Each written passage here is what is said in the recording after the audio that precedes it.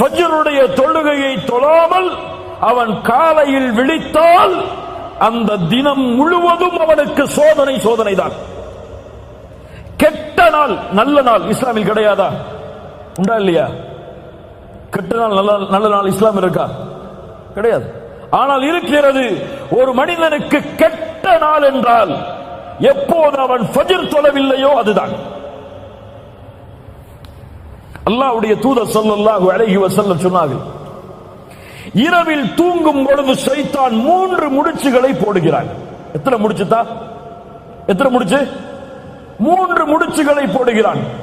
ஒவ்வொரு முடிச்சை போடும் பொழுதும் சொல்லுகிறான், இரவு தூரமானது, இரவு தூரமானது, தூங்கு, நிம்மதியோடு உறங்கு என்று சொல்லுகிறான். அல்லாஹ்வுடைய தூதர் ஸல்லல்லாஹு அலைஹி வஸல்லம் சொன்னார்கள், எப்போது அவன் எழுந்து அல்லாஹ்வை நினைவு கூறுகிறானோ அப்போது ஒரு முடிச்சு அவிழ்கிறது. எப்போது உது செய்கிறானோ 2வது முடிச்சு அவிழ்கிறது. எப்போது தொழுகிறானோ 3வது முடிச்சாக அவிழ்கிறது. அப்போது அவன் நஷீதன் தய்யிபன் நஃப்ஸ், ஆரோக்கியமானவனாக, மகிழ்ச்சியுடையவனாக, நிம்மதியுடையவனாக எழுந்திருக்கிறான். அந்த உள்ளத்தோடு எழுந்திருக்கிறான். ஆனால் 3 முடிச்சுக்களும் அவிழ்க்கப்படவில்லை என்றால் ஹபீஸன் நஃப்ஸ்,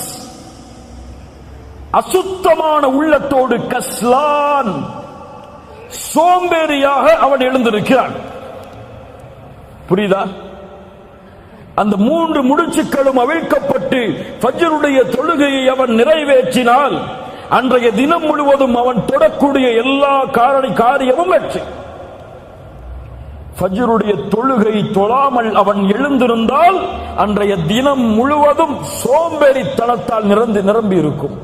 மேலும் சொன்னார்கள், யார் ஒருவன் ஃபஜ்ருடைய தொழுகையை தொழாமல் உறங்குகிறானோ அவனுடைய காதில் ஷைத்தான் சிறுநீர் கடிக்கிறான்.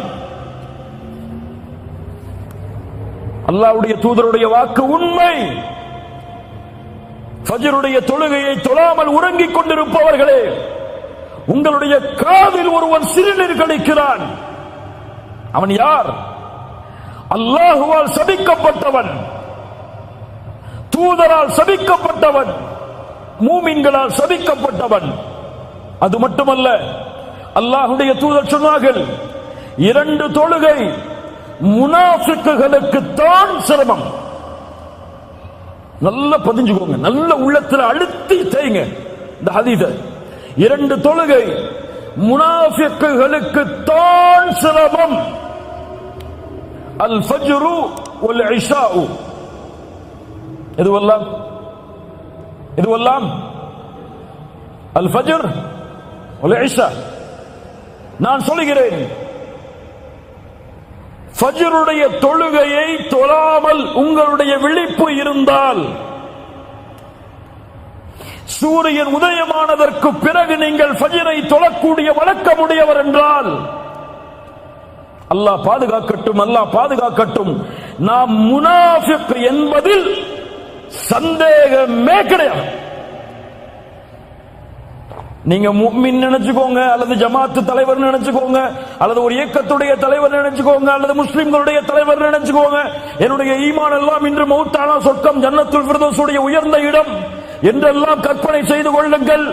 ஆனால் ஃபஜ்ருடைய தொழுகை இல்லாமல் உங்களுடைய தினம் ஆரம்பமானால், நிஃபாக் இல்லாமல் நீங்கள் எழுந்திருக்கவில்லை. சுப்ஹானல்லாஹ். அல்லாஹ் ரப்புல் ஆலமீன் நம்மை பாதுகாப்பானாக. ஃபഖலஃப மின் பஅதிஹிம் கல்ஃபுன் அதாஉஸ் ஸலாத், பின்னால் வரக்கூடிய மக்கள் தொழுகையை பாழாக்குவார்கள். ஒன்று சொல்லவா? 5 நேர தொழுகையை ஒருவன் தொழுதாலும் அவன் நரகம் செல்லுவான். 5 நேர தொழுகையை தொழுதாலும் எங்கே செல்லுவான்? எங்கே செல்லுவான்? இவன் நரகம் செல்லுவான். யார் அவன்? அதாஉஸ் ஸலாத், தொழுகையை வீணடிப்பான். ஃபஸௌஃப யல்கௌன கய்யா, கய்யா என்ற நரக ஆற்றில் அல்லாஹ் அவர்களை ஒன்று சேர்ப்பான். தொழுகையை பாழாக்குபவர்கள். இப்னு அப்பாஸ் சொன்னார்கள், அக்ஹரு ஸலாத அன் வக்திஹா, தொழுகையை அதனுடைய நேரத்தில் தொழாதவன், தொழுகையை விடுறவங்க கிடையாது நரகத்துக்கு போறவங்க. அவங்களுக்கு நரகம், சக்கரண்டு நரகம் ஒதுக்கப்படுகிறது. ஆனால் தொழுகையை தொழுபவனும் நரகம் செல்லுவான். தொழுகையை அதனுடைய நேரத்தில் தொழவில்லை என்றால் குர்ஆன் சொல்லுகிற தீர்ப்பு. காலை 7 மணிக்கு உங்களுக்கு ஃபஜ்ர் வருதுன்னா, மதியம் 6 மணிக்கு உங்களுக்கு முஹர் அஸர் வருதுன்னா, உங்களுக்கு மக்ரிப் எல்லாம் 8 மணிக்கு, இஷாவெல்லாம் காலையில எழுந்ததுக்கு பிறகுதான் வருகுன்னு சொன்னா, நீங்க 5 நேர தொழுகையை தொழுதாலும் இந்த தொழுகையுடைய கூலியாக நீங்கள் எதிர்பார்ப்பது உங்களுக்கு கிடைக்காது. ஃபஸௌஃப யல்கௌன கய்யா, அல்லாஹ் எச்சரிக்கிறான். அவர்களை கையா என்ற நரக ஓடையில் அல்லாஹ் சங்கமிக்க வைப்பான்.